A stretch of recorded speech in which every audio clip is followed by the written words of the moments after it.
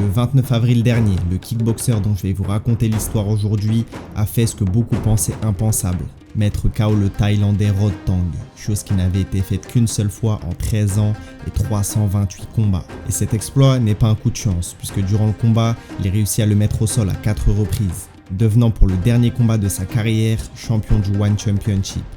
Le plus fou dans cette histoire, c'est que c'est lui qui s'était retrouvé dans cette position lors de leur premier combat.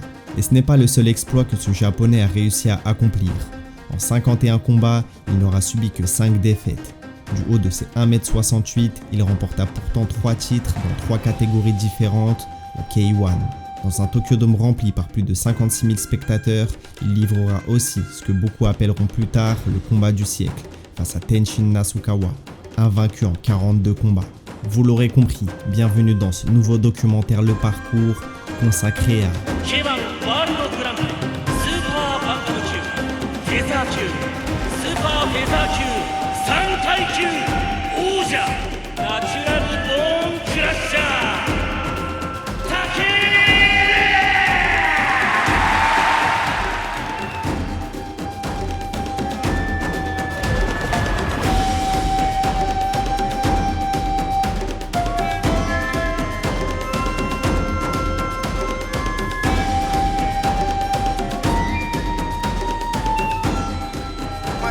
impetuous, my defense is impregnable, and I'm just ferocious. I want your heart, I want to eat his children. Praise be to Allah.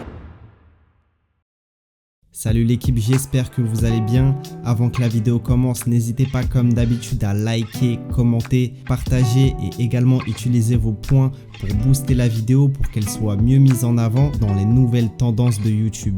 On souhaitait aussi vous remercier puisque vous êtes désormais 40 000 à nous suivre, plus que 10 000 avant le palier des 50 000 abonnés. Si vous souhaitez nous soutenir tout en vous procurant des produits de qualité, vous avez 10% de réduction sur le site de Oko avec le code OKO le parcours. Si vous ne connaissez pas Oko, c'est une marque de gourde filtrante avec une technologie de filtration issue de la NASA et développée à l'origine pour la Station Spatiale Internationale. Vous pouvez ainsi transformer l'eau du robinet en une eau filtrée en réduisant notamment le chlore, les métaux lourds, les pesticides ainsi que certains virus. Chaque filtre a une durée de vie d'environ 400 litres. Une fois cette capacité atteinte, il suffit de le remplacer. Ce qui est également intéressant, c'est que la marque ne s'arrête pas simplement aux gourdes filtrantes. Oko propose aussi des solutions de filtration pour la maison avec son système Tap Water qui permet de filtrer directement l'eau du robinet au quotidien. La qualité de la technologie Oko est telle que l'Olympique de Marseille l'a adoptée. Oko est en effet fournisseur officiel de l'hydratation des équipes masculines et féminines du club. Donc que ce soit pour le sport, les voyages ou simplement le quotidien, Oko est une excellente solution pour réduire votre consommation de bouteilles en plastique. Si d'autres marques comme Oko veulent nous accompagner pour des projets vidéo, n'hésitez pas à nous envoyer un mail à contactleparcours@gmail.com. Sur ce, bonne vidéo. Takeru Segawa naît le 29 juillet 1991 à Yonago, dans la préfecture de Tottori, au Japon. Son nom lui-même porte déjà une forme de destin. Il est inspiré de Yamato Takeru, une figure légendaire de l'histoire japonaise. Un choix fait par son père, passionné d'histoire. Mais derrière cette référence, son enfance reste celle d'un garçon ordinaire, sans privilège particulier ni talent évident qui le distinguerait des autres. Takeru a 2 sœurs, l'une plus âgée et l'autre plus jeune. Très tôt, il développe une fascination pour le combat. À la télé, il regarde aussi bien le catch que le kickboxing, mais ce n'est qu'en 1996, en voyant Andy Hug remporter le K1 Grand Prix, que quelque chose bascule réellement. Pour beaucoup, ce moment n'est qu'un événement sportif. Pour lui, c'est une révélation. Il ne veut plus seulement regarder, il veut lui aussi se battre et commence donc le karaté en CE1. Son parcours scolaire en revanche est beaucoup plus chaotique. Rêvant de devenir instituteur, il s'inscrit dans un lycée doté d'une formation pour le devenir. Mais il décroche rapidement, au point d'être expulsé du lycée après seulement 3 mois. Ce moment, qui aurait pu marquer un échec définitif, devient au contraire un point de bascule. Plutôt que de revenir dans un cadre classique, Takeru fait un choix radical. Il décide de partir en Thaïlande pour s'entraîner sérieusement au striking. Ce départ n'a rien d'un rêve romantique. La Thaïlande, berceau du Muay Thai, est un environnement dur, exigeant, où les entraînements sont quotidiens et physiques. Loin de sa famille, confronté à une culture différente et à une discipline extrême, Takeru apprend ce que signifie réellement être combattant. Alors qu'il commence à peine sa carrière amateur au Japon, remportant ses 3 premiers combats et effectuant une égalité, il commence sa carrière professionnelle à l'âge de 17 ans. Et quel début, puisqu'il combat déjà dans l'un des plus grands stadiums de Thaïlande, le Raja. Bien qu'il finira sa carrière avec seulement 5 défaites, c'est dès ce premier combat qu'il subit la première. Mais Takeru n'abandonne pas son rêve, qui est de participer à un tournoi du K1. Seulement, il n'est pas encore majeur, il peut néanmoins participer au K1 Koshin, tournoi réservé aux lycéens. Pour y participer, il décide de reprendre ses études à distance et l'année suivante y participe.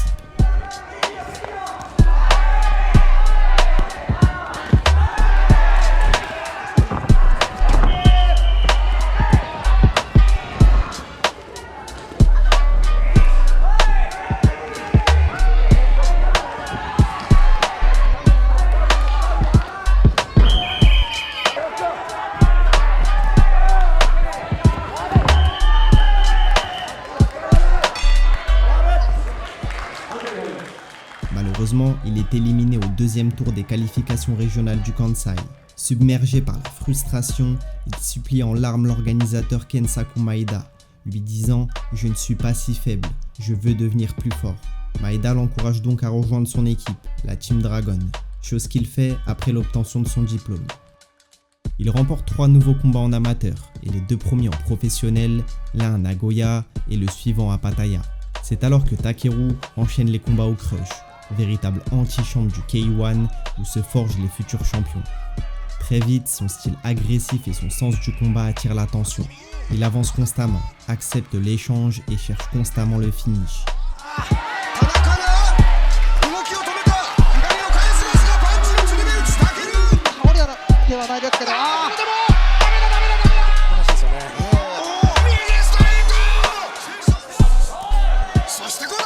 C'est dans ce contexte qu'il accumule ses premières victoires et construit un bilan presque parfait de 16 victoires pour une seule défaite. Défaite qu'il aurait pu éviter puisqu'il se fait casser le nez et ne peut pas reprendre le combat.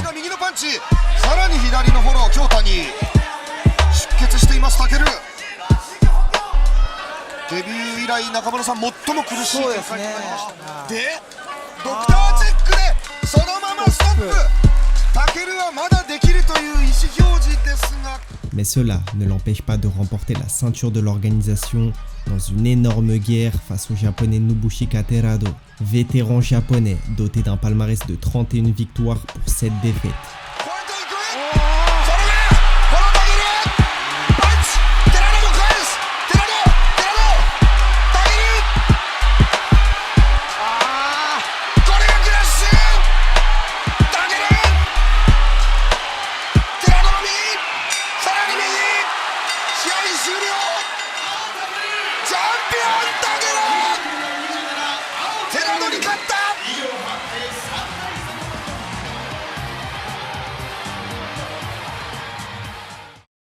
Takeru enchaîne de nouveaux KO et défend la ceinture du Crush à 3 reprises. Il fait alors enfin ses débuts au K1, relancé en 2014. Il n'est désormais plus un prospect, mais un combattant en pleine ascension. Son premier test dans cette nouvelle ère du K1 a lieu face à Taiga Kawabe. Invaincu, il est considéré comme l'un des plus grands espoirs du kickboxing japonais. L'affrontement est serré, engagé. Taiga est puissant et a un bagage très technique. Mais provocateur, il a tendance à baisser sa garde.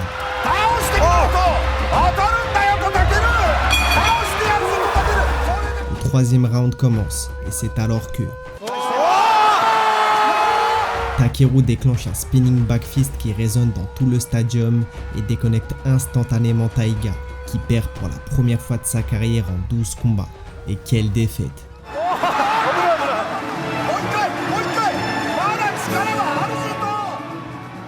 Mais ce dernier n'a pas dit son dernier mot, et c'est quelques mois plus tard que tout s'accélère. Le 19 avril 2015 a lieu le K1 World Grand Prix, tournoi qui a lieu sur une seule et même soirée.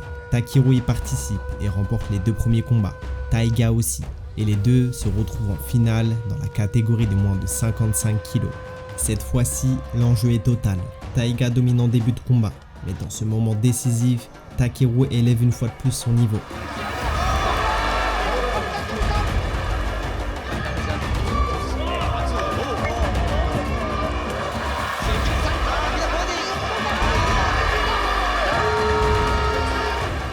Lui qui a toujours rêvé de simplement combattre au K1 est à quelques minutes d'y décrocher un titre.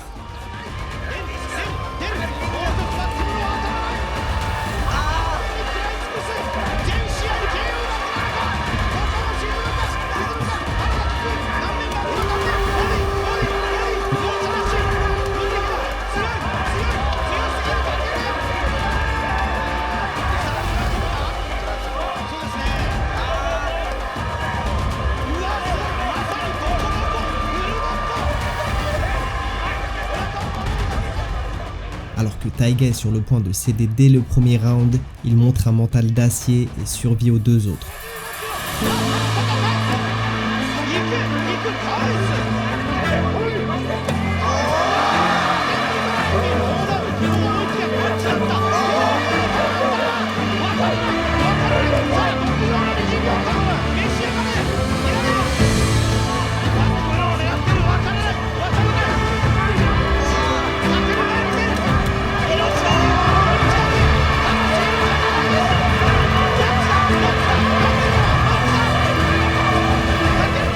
Mais le résultat reste inchangé. Takeru a encore une fois dominé. Il s'impose et comme Andy Hug, qu'il regardait à l'âge de 5 ans à la télé, remporte le tournoi, décrochant son premier titre au K1. À ce titre s'ajoute le trophée du Grand Prix, remis des mains d'un autre homme qui en avait aussi gagné un, la légende du Pride et du MMA, Fedor Emelianenko.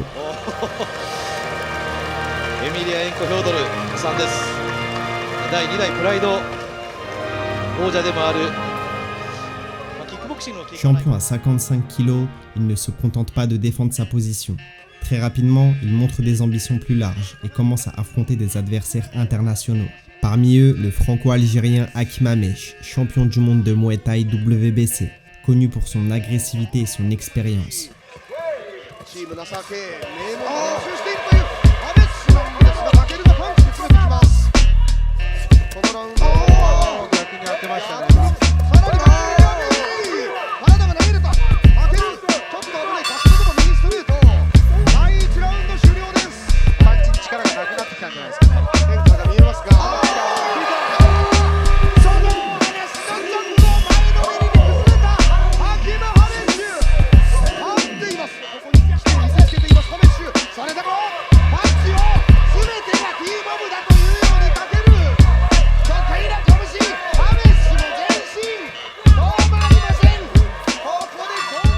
Takeru s'impose une nouvelle fois, confirmant qu'il peut rivaliser avec des styles complètement différents. Sa première défense de titre a lieu face à un autre Français, en la personne de Charles Bongiovanni. Dès le premier round, et à la surprise générale, c'est Takeru qui est mis à terre. Mais il garde son calme, alors que Bongiovanni cherche à tout prix le KO. Et c'est sur un contre dans le deuxième round que Takeru touche Bongiovanni qui vacille.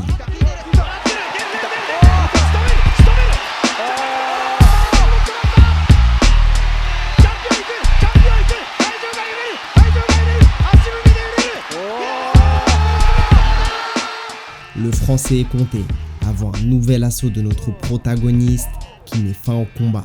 Il est puissant et incisif. Au premier round, on le touche, on le fait compter. Je suis peut-être trop resté confiant dans le sens où, après, derrière, je voulais finir. Je voulais essayer de le refaire compter pour terminer le combat. Ce qui fait que ça s'est retourné contre moi. Un petit manque d'expérience, quoi. Mais plutôt que de s'installer durablement dans cette catégorie, Takeru fait un choix stratégique. Monter en moins de 57 kg, une catégorie encore plus dense. Il combat d'abord au Rising, où il met TKO le chinois Yang Ming, avant de revenir au K1 et battre ses 4 prochains adversaires.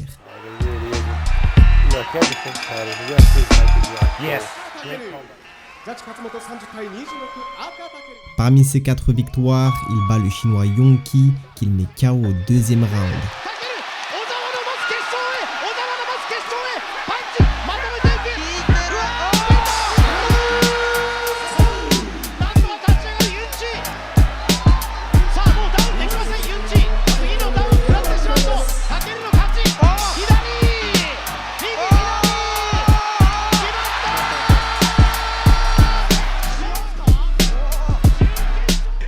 Takeru dispute alors la finale du K1 World Grand Prix en moins de 57 kg. Il affronte son compatriote et actuel champion du Crush, Kaito Ozawa, qu'il avait battu quelques mois auparavant par décision, mais qui entre-temps s'était imposé face au franco-algérien Elias Mahmoudi. Ce combat revanche, beaucoup l'attendaient, non seulement parce qu'il y avait une ceinture à la clé, mais parce que les deux en étaient venus aux mains avant même le premier combat.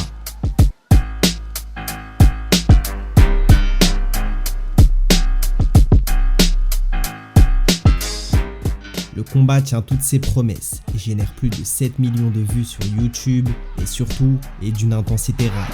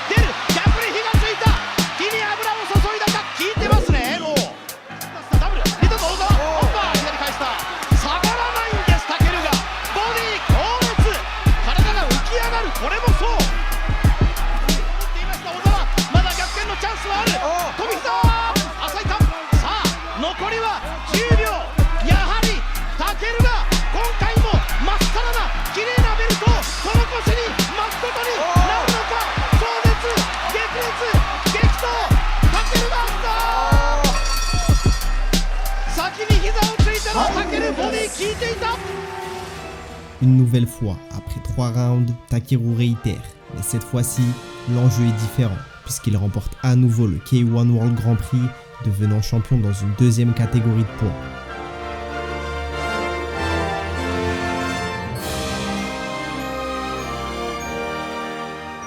Et il ne s'arrête pas là, il remporte ensuite ses 2 combats suivants par KO et défend son titre face au chinois Wang Junwang qui n'avait perdu qu'une seule fois sur ses 15 derniers combats.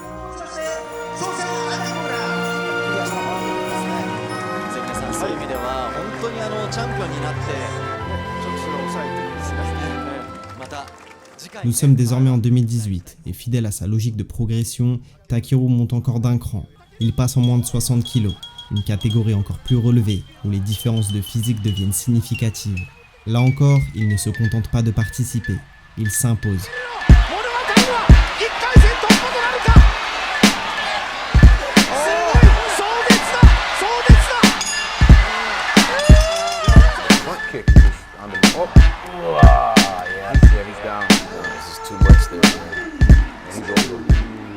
En finale du tournoi, il affronte Kosuke Komiyama, un vétéran du circuit japonais aux 32 victoires pour 6 défaites, dont aucune par KO, et surtout multiple champion du Rise, organisation rivale du K1. Mais là encore, Takeru domine et réussit l'impensable. Mettre knockdown Komiyama 3 fois dans le même round, ce qui met un terme au combat. Il décroche alors un 3e titre dans une 3e catégorie.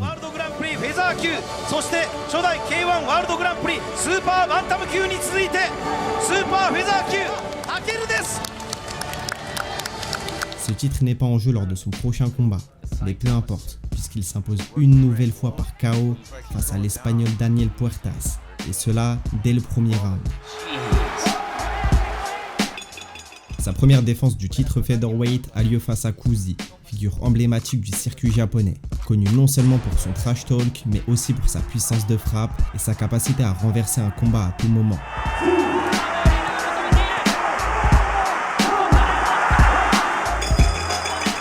Leur affrontement dépasse rapidement le cadre sportif et devient une véritable rivalité.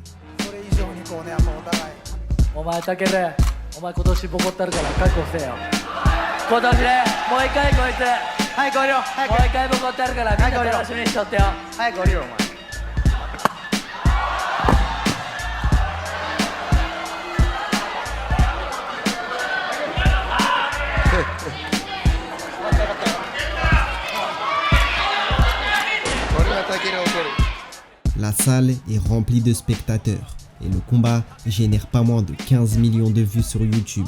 Sur le ring, le combat est intense, physique, presque chaotique. Dès le début, Kuzi veut imposer le rythme en mettant la pression. Et fidèle à lui-même, Takeru ne recule pas, avance, encaisse et finit par prendre le dessus. Il reste 35 secondes dans le premier round et Kuzi est compté. Mais il n'a pas dit son dernier mot.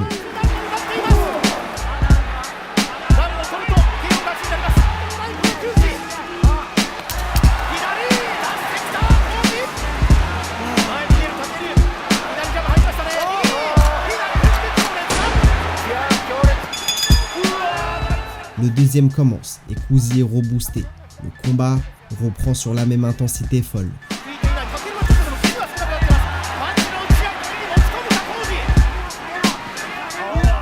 Takeru prend un crochet de plein fouet, mais ne bronche pas. C'est même lui qui vient remettre la pression.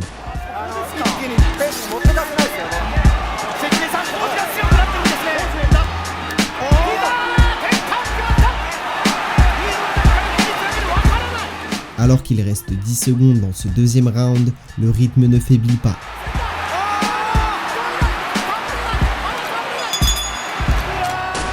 Kuzi doit faire la différence dans ce dernier round s'il veut espérer l'emporter.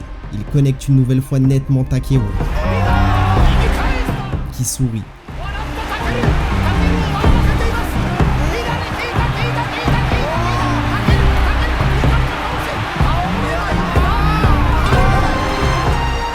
Malgré le cœur que met Kuzi, la différence de puissance semble trop grande.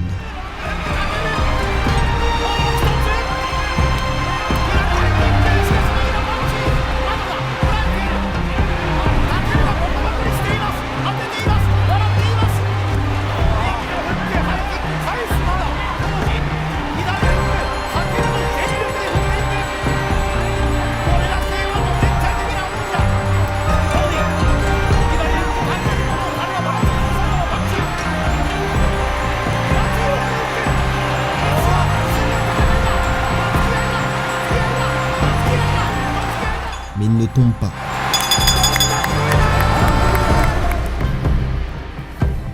Takeru s'impose, conserve sa ceinture.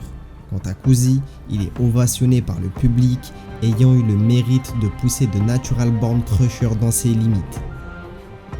Takeru met ensuite KO le Thaïlandais Yotkit Sada, puis fait face à l'un de ses plus grands tests, Yuta Murakoshi. À ce moment-là, Murakoshi est loin d'être un adversaire ordinaire. Ancien champion du Rise et surtout actuel champion du K1 en 57 kg.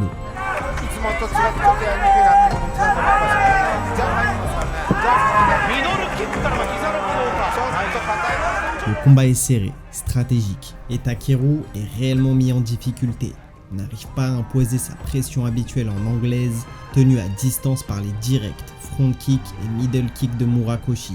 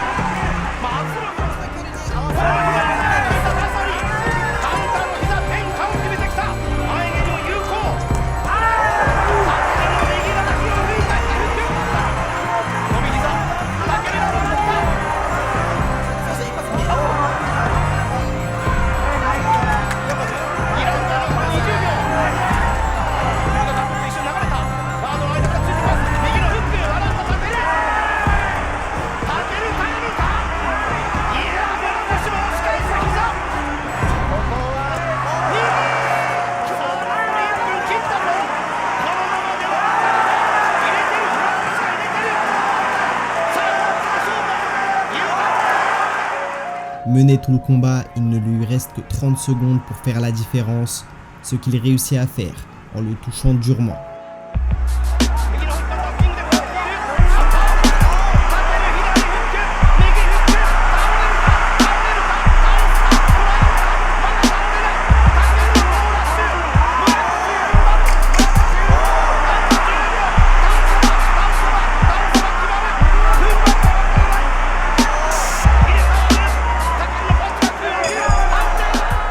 Mais pas sûr que ça suffise aux yeux des juges. Le premier le donne vainqueur, le second donne une égalité et le troisième le donne aussi vainqueur. Ça passe, mais de justesse pour Takeru. Il fait ensuite un combat d'exhibition face au nouveau champion des moins de 57 kg, Yuki Egawa. ここまでやらないと思います。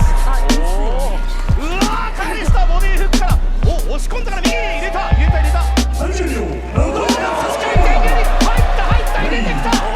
笑ったぞ。サマさんすごいですよこれ。もうやられたらやり返す。最高です。入れた。来た。あ、これも響いた。外した入れてる。入れてる。エキシビション超えた。さああと10秒だ。笑ってる。うわー、体力左入れた。今うわすごい。ダウンする。倒しちゃうのか。まさかのエキシビション。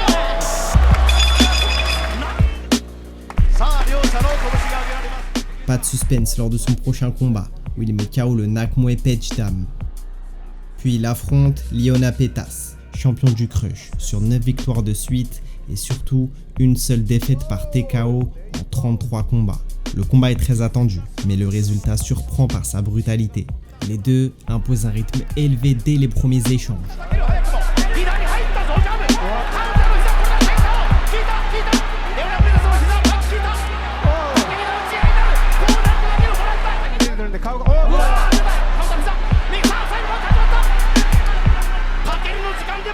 Takeru se fait toucher, mais réussit par le mettre au tapis dès le premier round.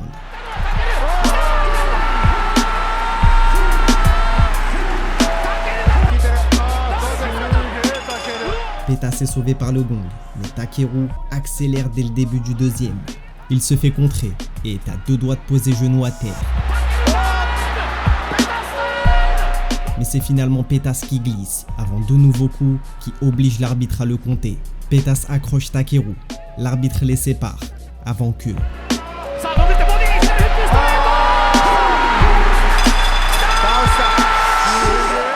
Takeru Segawa a encore fait ce qui semblait alors impossible. Une victoire nette qui démontre sa supériorité face à tous les combattants japonais. Non seulement techniquement, mais aussi physiquement, face à des champions qui n'ont presque jamais été mis KO. À ce stade de sa carrière, son palmarès est tout simplement hors norme. 42 victoires, dont 35 consécutives pour seulement 2 défaites. Alors triple champion, il est devenu le visage du K1. Mais pour devenir celui du kickboxing japonais, un nom manque encore à son tableau. Tenshin Nasukawa, invaincu, 43 victoires pour 0 défaite, un palmarès parfait et une aura mondiale. Champion ISK, et comme Takeru, il est devenu champion dans 3 catégories différentes dans l'organisation rivale au K1, le Rise. Showman, rapide, imprévisible, doté d'un timing exceptionnel, il est considéré par beaucoup comme le meilleur kickboxer de sa génération. Sur son palmarès, il a battu des noms comme Kyoji Horiguchi, ancien challenger au titre mondial de l'UFC, ou encore Rod Tang, champion du One Championship. En 2015, alors que Tenshin n'a que 16 ans, il remporte déjà le titre du Rise et un combat face à Takeru est évoqué, mais se heurte immédiatement à des blocages contractuels.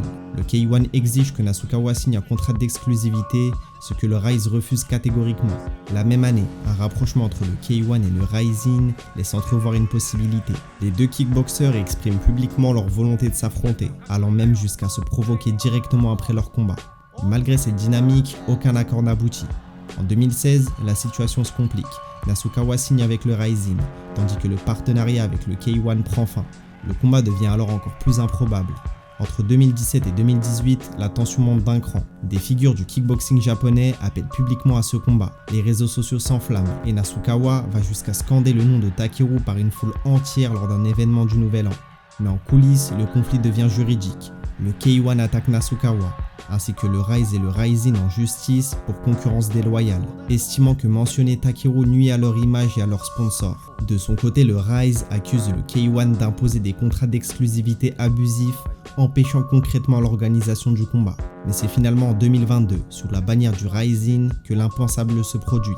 Un terrain neutre pour un affrontement historique. Le 19 juin, dans un Tokyo Dome rempli de plus de 56 000 spectateurs, le combat devient enfin réalité. L'événement génère un chiffre d'affaires record en kickboxing, estimé à plus de 25 millions de dollars, un montant supérieur à celui de n'importe quel événement de MMA, se classant ainsi comme le 5e plus grand succès financier de l'histoire des sports de combat, derrière Mayweather vs Pacquiao, Mayweather vs McGregor, Canelo vs Golovkin et tout récemment Inoue vs Nakatani, preuve de l'attente monumentale autour de cet affrontement.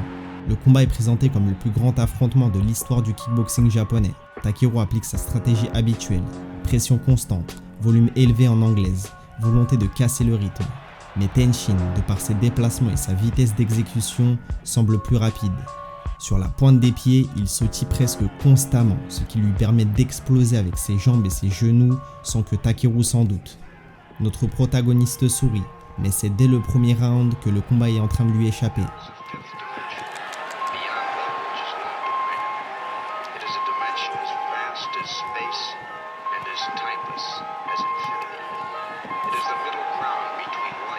Alors que les deux envoient un crochet du gauche, c'est Nasukawa qui est le plus rapide à toucher.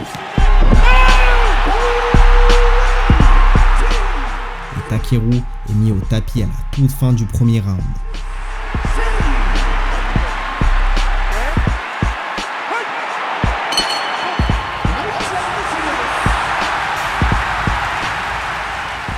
Le deuxième débute, et comme à son habitude, Nasukawa fait le show, envoyant un Rolling Thunder. Mais il s'est vu trop beau. Après un choc de tête, Takeru décide d'accélérer et touche beaucoup plus. Mais Tenshin riposte. La guerre est lancée et c'est enfin Takeru qui prend l'avantage.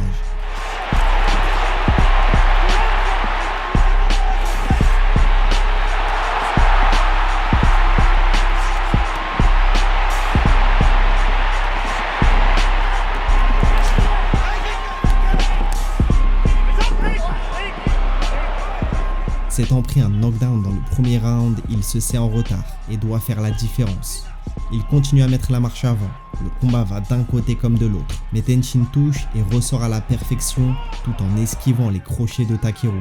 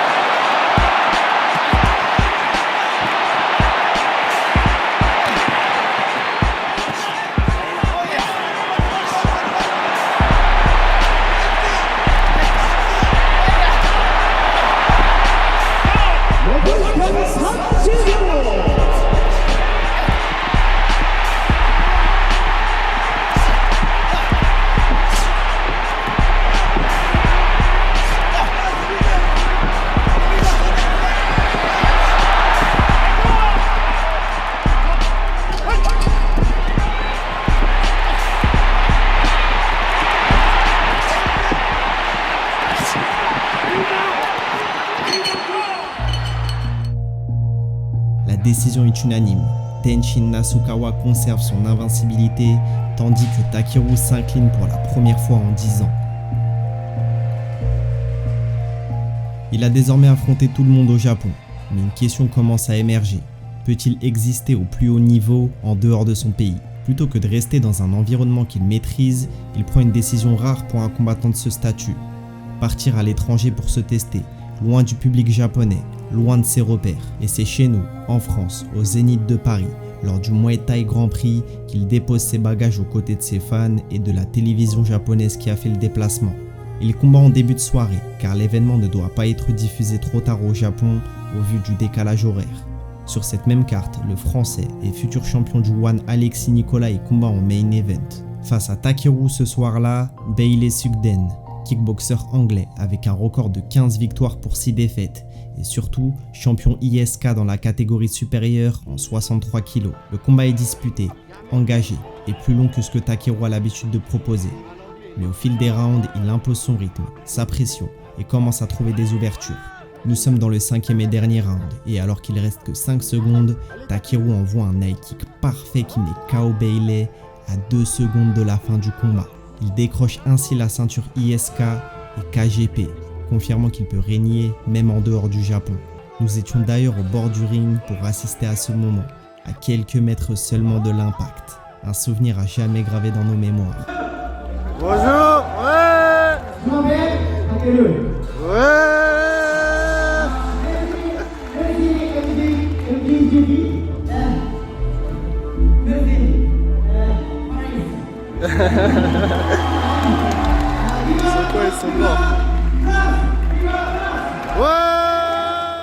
Ce combat restera en plus comme son unique et dernier passage en Europe.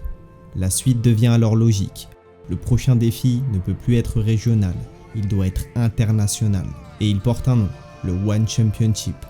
La raison principale pour laquelle Takeru avait signé était d'affronter un nom, Rod Tang, superstar et champion Muay Thai de l'organisation. Mais Rod Tang est blessé et un autre homme vient tout chambouler. Son nom, Super Lek, 135 victoires pour 25 défaites. Champion de kickboxing du One, il est aussi devenu au cours de sa carrière champion du Lumpini. Reconnu pour sa précision technique, son sens du timing et surtout pour la puissance de ses low kicks. Il met un terme à la surprise générale à la série de 9 victoires consécutives de celui qu'on surnomme Iron Man. Le chemin de Takeru change naturellement. Pour atteindre le sommet, il doit décrocher l'or et affronte donc Super Lek le 28 janvier 2024.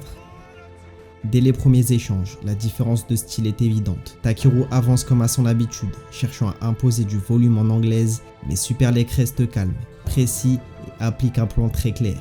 Ses low kicks trouvent immédiatement leur cible, frappant la jambe avant de Takeru avec une régularité impressionnante. Peu habitué à recevoir autant de low kicks, Takeru ne les bloque pas. À chaque impact, ses appuis deviennent de plus en plus difficiles et sa capacité à exploser diminue progressivement. Mais Takeru refuse de céder. Étant à deux doigts de faire chuter le champion qui tient le coup.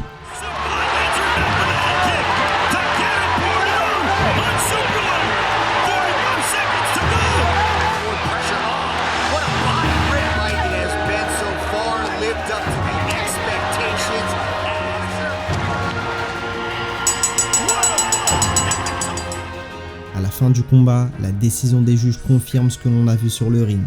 Super Lek s'impose.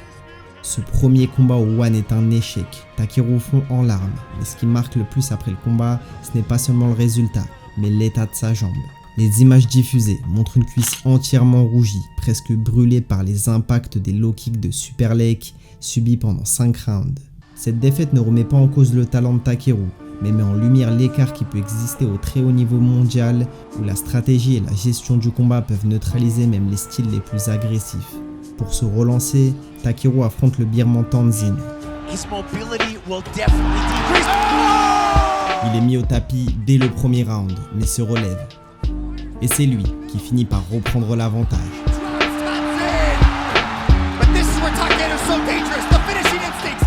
Avant de mettre KO le Birman dans le deuxième round.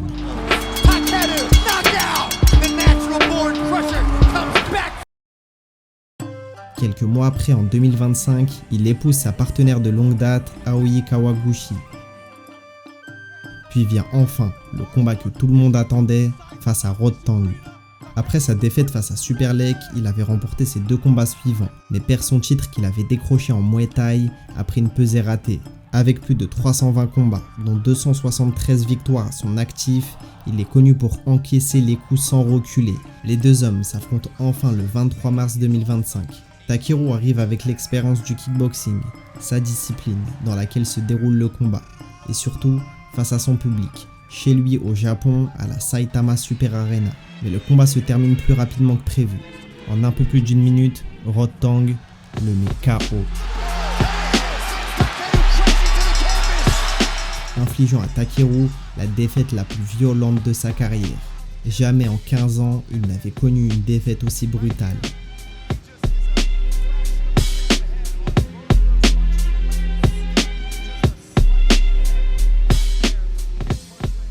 Après un tel revers, beaucoup de combattants auraient arrêté, mais Takeru choisit de revenir. Il affronte Denis Puric, un vétéran bosniaque expérimenté du One, avec plus de 40 victoires en 50 combats, connu pour sa puissance et son agressivité. Mais Takeru en a vu d'autres, et dès le premier round, c'est lui qui met la pression et le connecte avec un crochet du gauche. Puric est compté, mais se relève.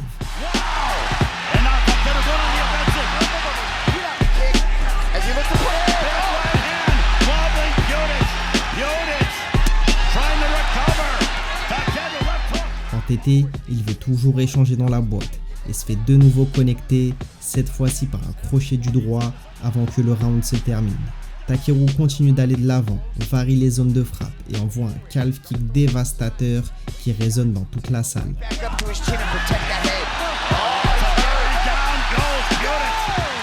Encore un nouveau compte et Takeru sera déclaré vainqueur. Il continue donc d'attaquer son mollet avant d'envoyer cette fois-ci sa jambe à la tête de Puric qui vacille. Sonné, Takeru termine le travail. Mais cette victoire n'est qu'une étape. À bientôt 35 ans, il sait qu'il ne lui reste plus beaucoup d'années au top. Ce qu'il veut, c'est prendre sa revanche face à Rodtang et devenir pour le dernier combat de sa carrière champion du One Championship. C'est dans ce contexte qu'est organisée la revanche face à Rodtang. Mais depuis, sa situation a bien changé. Certaines discussions autour de lui évoquent une implication parfois perçue comme différente à l'entraînement. Il est également devenu papa, ce qui change forcément sa priorité dans une carrière déjà longue. Figure majeure du One Championship, il est aussi le combattant le plus médiatisé et l'un des mieux payés de l'organisation. Pourtant, il est au cœur d'un conflit majeur avec le One, qui engage une procédure judiciaire contre lui, réclamant plusieurs millions de dollars pour des violations contractuelles présumées. L'affaire devient publique et s'invite dans la préparation du combat, créant un climat de tension inhabituel pour un événement de cette ampleur. Malgré cela, le combat est maintenu et les enjeux ne sont plus les mêmes. Le titre par intérim flyweight de kickboxing est en jeu. Rodtang, en mauvais termes avec le One, joue aussi, très certainement, son dernier combat au sein de l'organisation. Quant à Takeru, il l'a annoncé. Victoire ou défaite, ce sera le dernier de sa carrière. Le 29 avril 2026, lorsque les deux hommes se retrouvent sur le ring, le contraste est visible. Takeru apparaît transformé, plus patient, plus précis dans ses choix, tout en conservant sa capacité à accélérer. En face, Rodtang reste fidèle à son style, avançant constamment et cherchant l'échange. Mais le rapport de force n'est plus le même. Takeru parvient à lire les ouvertures, à toucher plus proprement et surtout à faire ce que très peu de combattants ont réussi à faire avant lui. Au deuxième round, alors que Rodtang le provoque, Takeru le met knockdown pas une, mais deux fois. Chose extrêmement rare face à un combattant réputé pour son menton et sa résistance. Takeru arrive à lire et bloquer ce crochet qui l'avait mis KO lors de leur premier combat.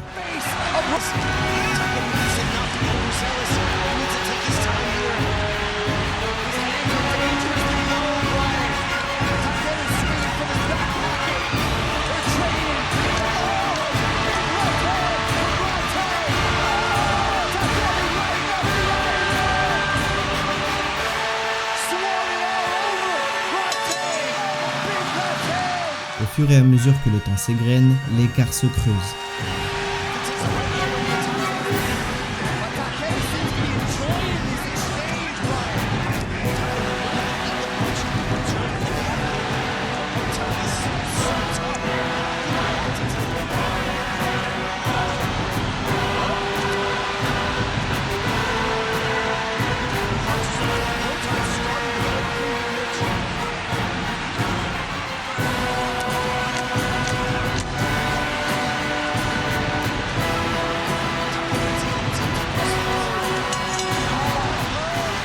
Alors que Rodtang a l'habitude de provoquer ses adversaires, c'est Takeru qui joue à son jeu.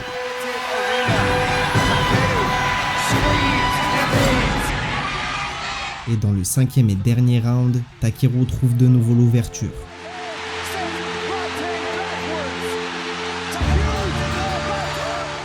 Mais Rodtang se relève encore une fois. Il reste 1 minute avant que la cloche sonne. Avec 3 knockdowns, Takeru remporte déjà le combat. À moins d'un KO net, il ne peut pas perdre.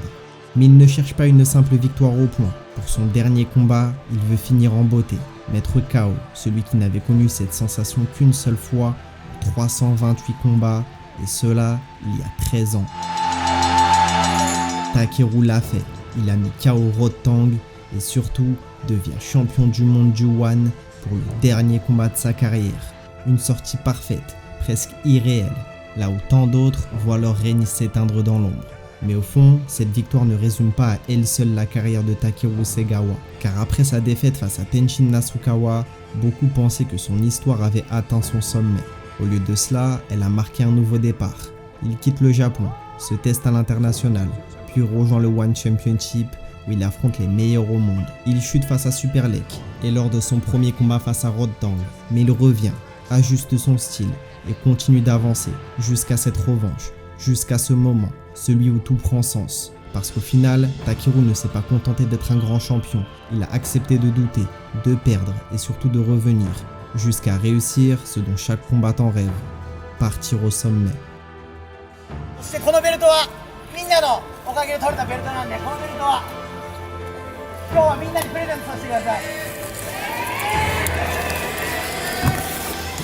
大丈夫、絶対次の選手出てくるから、それまでみんなよろしく。ありがとうございました。